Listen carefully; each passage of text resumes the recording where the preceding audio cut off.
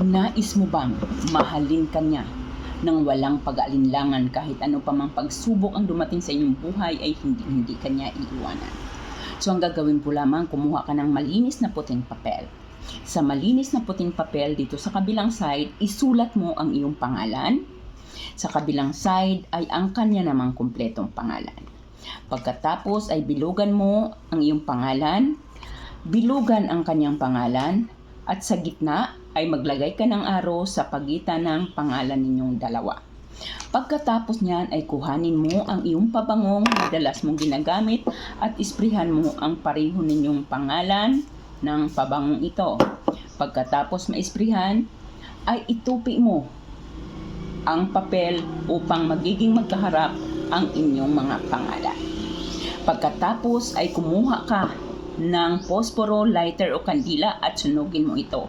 Habang sinusunog ito ay bigkasin mo ito. Sa pamamagitan ng iyong malakas na kapangyarihan, inuutusan kitang bumalik sa akin.